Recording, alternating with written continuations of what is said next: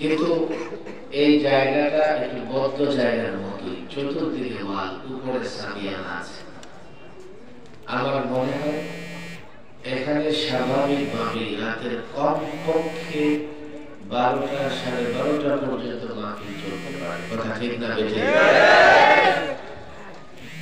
আমার যতদূর মনে পড়ে, আজ থেকে 3 বছর আগে আমি 11:30 কিংবা 12টার দিকে বয়ানে বসছিলাম। কিন্তু আজকে মাদ্রাসার পরিচালক মুফতি শামীম সাহেব খুব তাড়াহুড়ো করতেছিলেন। আমিও বুঝতেছিলাম যে আজকের আবহাওয়াটা ওই দিনের আবহাওয়ার মতো নয়। আর মাঝখানে যদিও আমি অনেক এখানে এসেছি, মাদ্রাসার পরিচালক আমাদের বড় ভাই লালবাগ জামিয়া ফাজিল আল্লামা মুফতি আমিন রাহিমাহুল্লাহর একান্ত সহকারী ছিলেন। সেই সুবাদে এই মাদ্রাসার মাহফিলে আমি অনেক এসেছি। মাঝখানে 2-3টা মাহফিল সরকারি মেহমান থাকার কারণে আসতে পারি।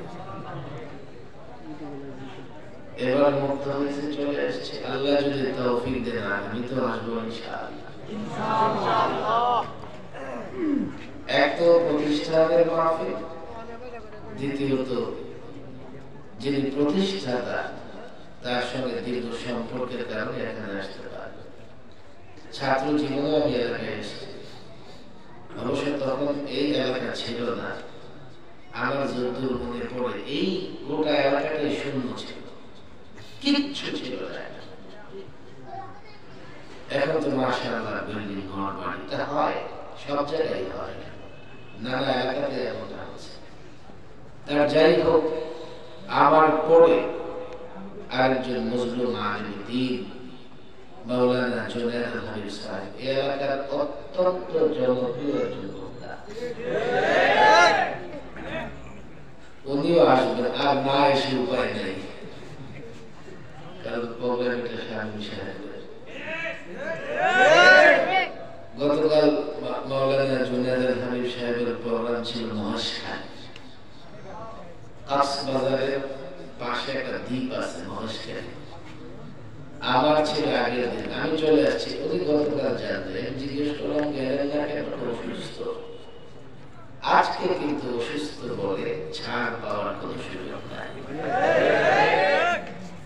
আল্লামা মুফতি আমিন রাহিমাহুল্লাহ বাংলাদেশের আকাবির ইসলামদের সঙ্গে দীর্ঘদিন সম্পর্ক রেখে মাওলানা জুনায়েদ হাবিব সাহেব কাজ করেছেন। তিনিও আসবেন। এই জন্য বাড়ি যাওয়ার নিয়ত পরিত্যাগ করে আরামে বসার চেষ্টা করা উচিত। কথা ঠিক না? যদিও পরিচালক সাহেব বসেছেন, জায়গা নাই, বসবে কোথায়? এরপর পেটের উপর চাপ দিয়া আরো অন্তত 20-30 জন লোক বসতে পারে, জায়গা আমরা করতে পারবো কিনা ইনশাআল্লাহ। দেখি আরেকটু জিকিরের সঙ্গে চাপ দেয়। লা ইলাহা ইল্লাল্লাহ,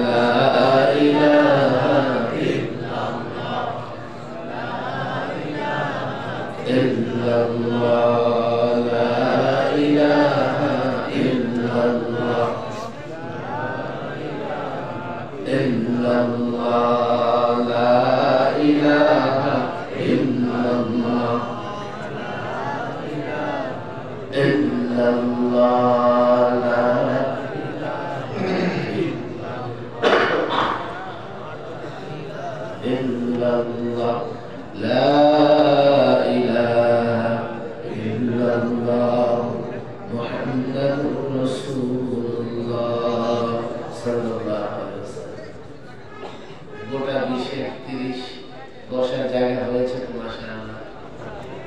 কিন্তু এত করে মনে করবেন না দাঁড়িয়ে থাকা লোকদের সংখ্যা কমে যাবে, আস্তে আস্তে লোকজন আরো আসবে। কথা ঠিক না?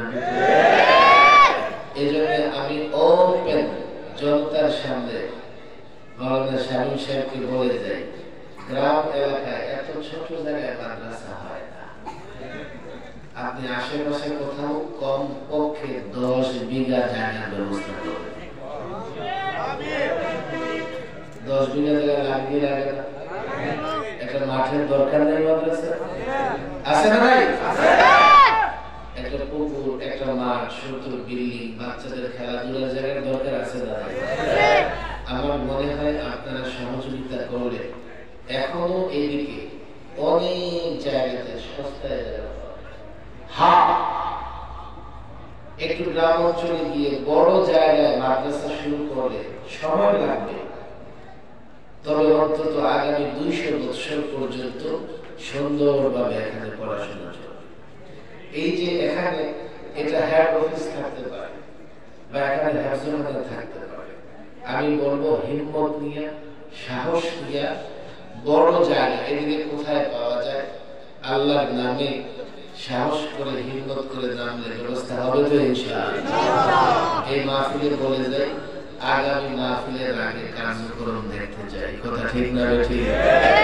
দেখতে চান তো আপনারা? আমাকে অনেকেই সরকারি মেহমানখানা থেকে বের হয়ে আসার পরে জায়গা দিচ্ছে, অমুকে জায়গা অমুকে জায়গা। আমি বলি 10 বিঘার নিচে যদি কেউ জায়গা দো, জায়গা দিব না। মাশাআল্লাহ, আমি চাইছি আল্লাহর কাছে, আল্লাহ ব্যবস্থা করেছে। 10 বিঘা না, 10 গুণ ব্যবস্থা হয়ে গেছে। ব্যবস্থা হবে, আল্লাহ করে দেবে। এখন শিক্ষা প্রতিষ্ঠানগুলো এখনকার যুগে বাচ্চা কাচ্চাদের জন্য দৌড়াদৌড়ি, খেলাধুলা, গোসল, প্রোগ্রামের জন্য বড় মাঠ সম্পন্ন শিক্ষা প্রতিষ্ঠান দরকার আছে না?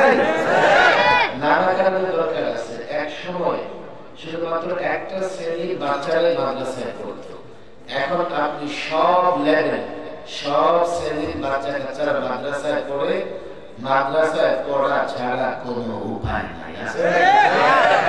আমি বলতে জীবনে তখন হঠাৎ করে শুনলাম দেশের একটা দল বানরের বাচ্চা হয়ে আছে, বের হয়ে দেখি ওরা ব্যাঙের বাচ্চা। আবার মজার ব্যাপার হলো ডাকে হাঁসের মতো প্যাক প্যাক প্যাক প্যাক করে। কথা ঠিক যাবে? যদি সন্তানকে বানরের বাচ্চা, ব্যাঙের বাচ্চা, হাঁসের গাছ না দেওয়াইতে চান, তাহলে মাদ্রাসা কওমিয়া তাকে অবশ্যই পড়াইতে হবে। শিক্ষা ব্যবস্থা নিয়ে বেশি কথা বলে লোকেরা নারাজ, মন খারাপ হবে। আপনি এত কথা বলেন, আপনার দরকার কি? আপনি কেন এত কথা বলেন? আগে বলছেন দেখেন আমরা কি করেছি, আবার যাবেন, আবার মেহমান হতে মন চায়, কত ধরনের হুমকি হুমকি।